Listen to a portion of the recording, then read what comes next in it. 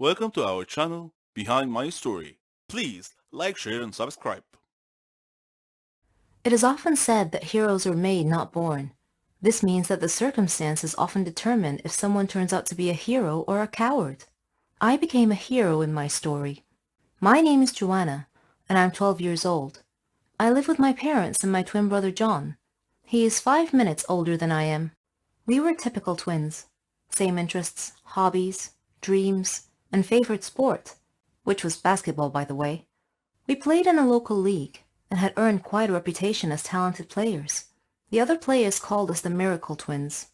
We loved basketball. It was so much fun. John became our school's team captain, and I was just a player on the girls' team. Unfortunately, I had to quit to care for my mother after she became ill. But I never lost my passion for basketball, and I cheered for John in all his games. John trained hard, and our school team won most of their games. In the final few games, I couldn't go cheer for John because Mom's illness became worse. But I wished him good luck, nevertheless. Then came the final tournament match, which was broadcast live on local TV channels. John's team was in the lead, but I had a feeling that the game was going a little too well for us. Sure enough, during one play, a player from the opposing second team ran into John and smashed him against the goalpost hard. John fell to the floor. Upon seeing that, my heart sank. I was worried. I checked on Mom and rushed to the game quickly to check on him. Luckily, it wasn't far from home. He was crying because he was injured and couldn't finish the game. Impulsively, I decided to put on one of his uniforms and finish the game in his place. I was still fit enough to play. Since we were twins and my hair was cut short like John's, the other players thought I was him. Or at least, if they knew, they had the good sense to pretend that I was him. I led the team to victory, and John was honored as the best player of the year. Only John and his team knew our little secret. Now they all called me their last-minute hero, but no one else knows why. Hi there. I am Matilda, and I'm 24 years old. My story starts just before Thanksgiving, when I decided to visit and spend a few days with my grandparents. Their house was in an old neighborhood, near a graveyard, that people only whispered about in small circles. But I wasn't interested in all the rumors. I liked to visit graveyards, to enjoy their peaceful landscapes and time-honored history. I was always welcome at my grandparents' house. My granny prepared me the chocolate drink I like. Grandpa baked me the biscuits with his magic recipe. We spent all day talking, laughing, and playing. My father was an archaeologist. He was crazy about antiques, so he had a room like a small museum. He collected a lot of things that were rare in that room. We used to sit in this room, and my grandfather would tell me stories about every antique, except for one painting of an old woman. I used to ask him about it, but he never told me what it was. As I was sleeping in the room, which was next to our little museum, I heard whispering. I opened the door and looked around. It was coming from my father's museum. I searched around the room to find out the source of the voice. I couldn't believe it. The eyes and mouth in the old painting were moving, and I heard, "There's danger in the backyard." I ran, frightened, to my grandparents' room. My grandfather asked me what happened, and I told him. I thought he would mock me, but he brought his gun and went quickly to the backyard. He told me if he didn't return within 15 minutes, I should call the police. Suddenly, I heard shots. I thought that something bad happened to my grandfather, but he entered the house and told us that the thieves ran away. They still wouldn't tell me about the painting, but I don't think I needed an explanation anymore. My name is Ginny. You can call me Bad Girl if you like. That's what the neighborhood kids called me. I have a long story to tell you. I was the eldest of 5 siblings. My mother died of illness, and my father was crippled in a car accident. He couldn't walk, and he had to use a wheelchair. Seeing my siblings suffer from hunger and poverty was a constant sight at home. My father was depressed. Our neighbors helped us a lot, but I was constantly worried what would happen if they ever stopped, so I decided to try and find a job. I knew it wouldn't be easy because I was only 15. Who'd want to hire a 15-year-old? Though I was apprehensive and lacking confidence, I made up my mind to get a job. I went to many places: clothing shops, flower shops, grocery stores. The answer was the same: "We're not hiring at the moment." One day, Feeling down, I was walking aimlessly with no destination in mind, when suddenly I found myself near a hospital. On an impulse, I entered. I saw a nurse, but she seemed too gloomy to talk, so I looked around and found another nurse who looked a bit kinder. She noticed me and asked if I needed any help. I told her that I was looking for a job. Any job. I'd even mop and clean. She felt sympathy for me and told me not to worry. Then she went into the manager's office. I was worried. Was I in trouble? A minute later, she called me in to meet the manager. He seemed very kind, and he quietly asked for my name.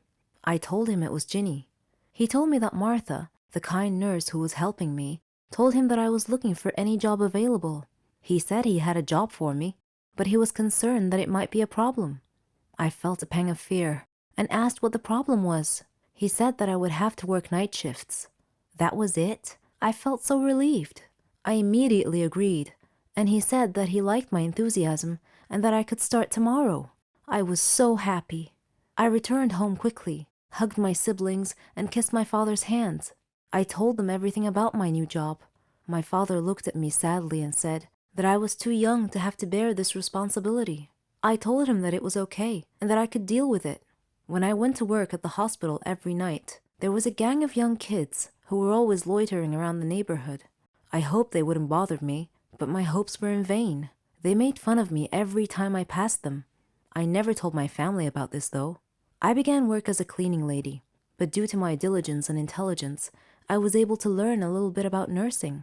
So, I was able to get promoted, first to nursing assistant, then to a nurse. My colleagues supported me a lot. Everything was almost perfect, except for the neighborhood gang that was always bothering me and calling me Ginny the bad girl. I wished they would just go away and leave me alone. Then, one day, a miracle happened. While I was working at the hospital, the neighborhood bullies came in, carrying their leader. He was badly injured. His whole body was covered in blood. They were shouting for someone to help them, and when they saw me, they pleaded with me to save him. I worked quickly with the other staff. His condition was serious. He had been in a terrible motorcycle accident. The staff and I worked feverishly to stabilize his condition and treat him. After stabilizing him, I was exhausted. Suddenly, I felt someone coming close. It was the gang. They apologized for making fun of me and asked me to forgive them. They said they didn't know that I worked at a hospital. I smiled and told them it was okay and that I considered them to be my brothers and sisters. Another nurse went to them and told them that their friend was okay now. I was so happy that my problem was solved.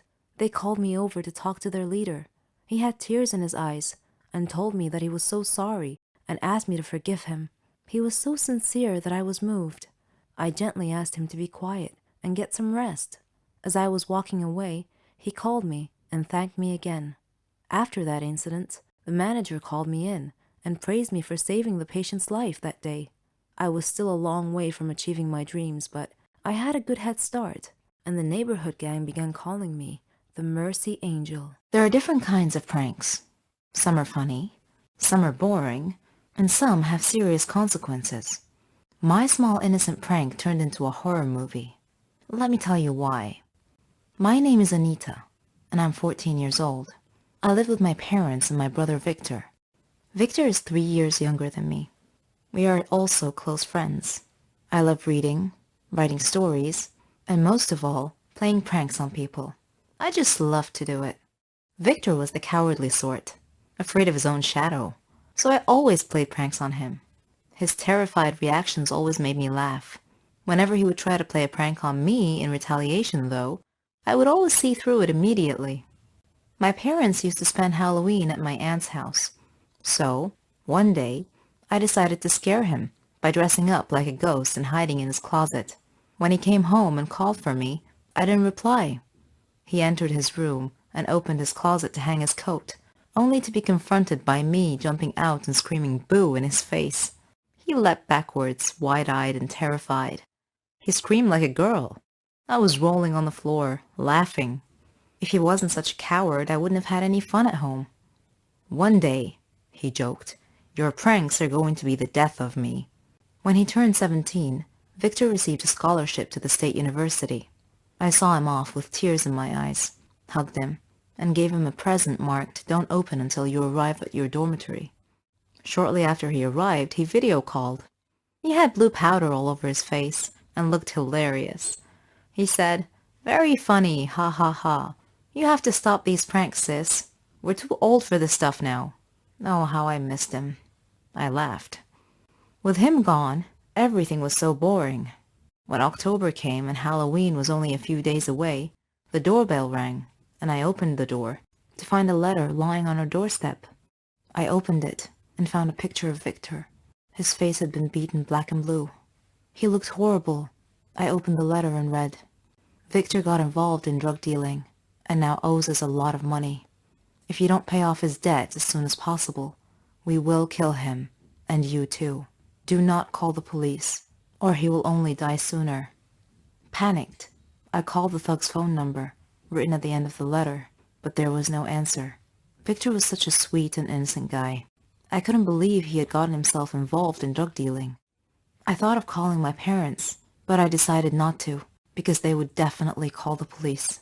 So I spent the next 2 days thinking.